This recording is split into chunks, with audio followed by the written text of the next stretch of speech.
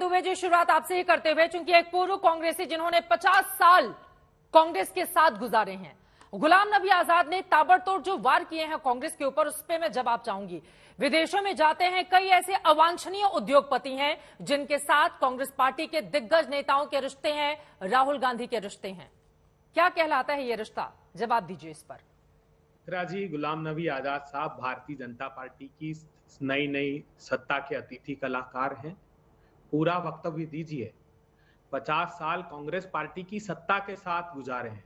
1977 में जो जिनकी जमानत विधानसभा में जब्त हो गई थी, 3 साल राज्यसभा का सांसद रखा, 2 बार लोकसभा लड़ाया, नहीं जीत सकते थे तो महाराष्ट्र से लड़ाया, केंद्रीय मंत्री रखा, मुख्यमंत्री बनाया। अवसरवादिता की पराकाष्ठा है।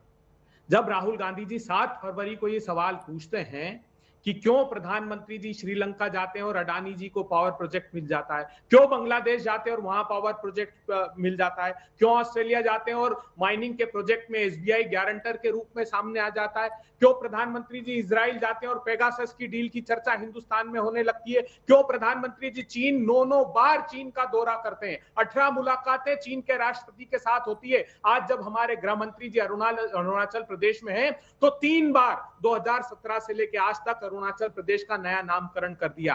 क्या हो रहा है भूटान में? भूटान में 3 स्थानों पर, एक जगह 5, एक जगह 3, एक जगह 2 गांव बसा लिए चाइना ने। अरुणाचल प्रदेश का भाजपा का एमपी कह रहा है कि प्रधानमंत्री जी अरुणाचल प्रदेश में पूरा का पूरा गांव चीन ने बसा लिया, आप मुंह खोलने को तैयार नहीं है, सिर्फ क्लीन चिट देते हैं। आज सवाल क्या पूछा गया, आप जवाब क्या दे रहे हैं?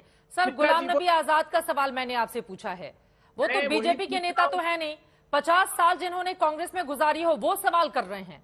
गुलाम नबी के उनके सवालों पर जवाब देना।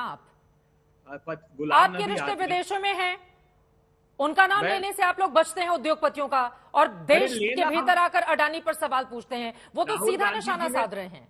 राहुल गांधी जी ने पूछा गुलाम नबी साहब आजाद नाम ले, हमने तो कहा चांग चुंग लिंग और उसका बेटा अडानी जी के भाई विनोद अडानी जी के साथ कंपनी के कारोबार में है। इलारा नाम की डूबीएस कंपनी, जिसको स्ट्रेटेजिक एरिया में अडानी जी के साथ पार्टनरशिप में रेडार अपग्रेडेशन का और मिसाइल का काम दिया है, जो भारत की अस्मिता पर सीधा हमला है। हम तो नाम लेकर, प्रमाण लेकर कह रहे हैं। हाँ। भारतीय जनता पार्टी ने जो पटकथा लिखी है सिर्फ अडानी जी के भ्रष्टाचार भीषणतम को बचाने, यानी कि आप गुलाम नबी आजाद को सीधी चुनौती दे रहे हैं कि नाम लेकर बताएं कि कौन से उद्योगपति हैं जिनके राहुल गांधी से विदेशों में अवांछनीय संबंध है। आप यही कहना चाह रहे हैं?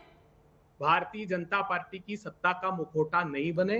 गुलाम नबी आजाद साहब ने बरसों कांग्रेस पार्टी में सत्ता को भोगा है, कम से कम सच का साथ आज वो दें। हम प्रामाणिक आरोप लगा रहे हैं अडानी जी पर कि कैसे 20,000 करोड़ रुपए का स्टॉक मैनिपुलेशन के सारे प्रमाण हैं। पूछिए अडानी जी से कि अडानी ग्रीन, जब प्रधानमंत्री जी कह रहे थे कोरोना के काल में कि आपदा में अवसर ढूंढिए, जब अडानी ग्रीन एनर्जी 6,800 समझ गए मैं आपकी बात। मैं लौटूंगी अभय दुबे जी, आपने जो आरोप लगाए हैं सुधांशु त्रिवेदी जी से मैं जवाब ले लेती हूँ।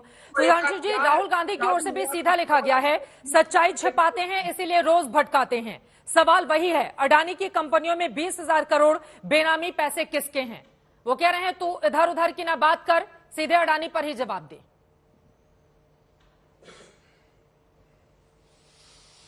देखिए, ये अपने आप में एक अद्भुत बात है कि जो ये तथाकथित पैसे आने की बात करते हैं, कांग्रेस किस आधार पे बात करती है?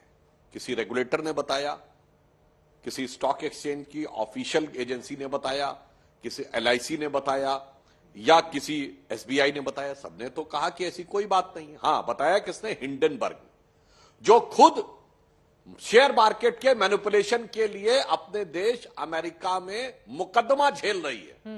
अब क्या कहा जाए, उधर वो उनकी फितरत, इधर इनकी फितरत, तो दोनों मौसेरे भाई मिलके झाल बजा रहे हैं, एक साथ समुंदर पार उधर से, एक साथ समुंदर पार इधर से। यहां पर सवाल हम ये कहना चाहते हैं, मुझे तो बड़ा आश्चर्य हुआ अभय जी जो बोल रहे हैं गुलाम नबी आजाद साहब के लिए, मतलब अचानक गुलाम नबी आजाद साहब में 50 साल बाद सारी अयोग्यता दिख गई। तो मैं पूछना चाहता हूं, यदि आपका वक्तव्य सही है तो कांग्रेस किस आधार पर लोगों को टिकट देती है? कह रहे विधानसभा जीतने की हैसियत नहीं थी, 3 बार राज्यसभा दिया, राज्यसभा में नेता प्रतिपक्ष अभी थे मात्र कुछ महीने पहले तक। तो अभय जी बता दें, क्या अयोग्य नेताओं को आप इतना आगे बढ़ाते हैं? और बढ़ाते हैं तो क्यों आगे बढ़ाते हैं? इसका जवाब चाहिए। या उनकी सारी योग्यता आपको अयोग्यता में नजर आने लगती है जिस दिन एक असुविधाजनक बयान आ जाता है। अब हम एक बात और कहना चाहते हैं, चलिए आज बोला है ना गुलाम नबी आजाद साहब ने। ये बताइए, इससे पहले भी एक बड़े सीनियर नेता थे, गांधी परिवार के बहुत लॉयलिस्ट थे, नटवर सिंह जी, वहां भी एक विदेशी नाम आ गया था। वोल्कर रिपोर्ट 2006 याद है? सद्दाम हुसैन से सीधे तेल के कूपन कांग्रेस पार्टी के पास आए थे, नेता के पास नहीं, कांग्रेस पार्टी के पास, और नटवर सिंह जी को इस्तीफा देना पड़ा था। और उसके बाद नटवर सिंह जी ने one life is not enough अपनी किताब में सारा विस्तार से लिखा है। अगर बहुत साहस है कांग्रेस में तो नटवर सिंह जी को चैलेंज कर दें, जाके कोर्ट में मानहानि का मुकदमा दर्ज कर दें कि यह गलत है। मुझे समझ में नहीं आता है ये वोल्कर रिपोर्ट वाले वोल्कर हो, या क्रिश्चियन मिशेल हो, या अगस्ता वेस्टलैंड वाला गाइडो हेस्के हो, या बोफोर्स वाला ओटोवियो क्वाट्रोची हो, हाँ। या यूनियन कार्बाइड वाला एंडरसन हो, ये विदेश के किसी न किसी बिजनेसमैन के साथ पिछले 30-40 सालों में, एंडरसन वाली घटना तो दिसंबर 84 की है ना, भाजपा 2 सीटों वाली पार्टी थी, आपको याद होना चाहिए अभय जी। मोदी जी और अमित शाह जी का कोई राजनीति में नामो निशान नहीं था, ठीक है। तब से लेके आज तक ये इतने विदेशी नामों के साथ क्या संबंध जुड़ जाता है कांग्रेस के प्रथम परिवार का? जरा इस रहस्य का उद्घाटन कर दीजिए।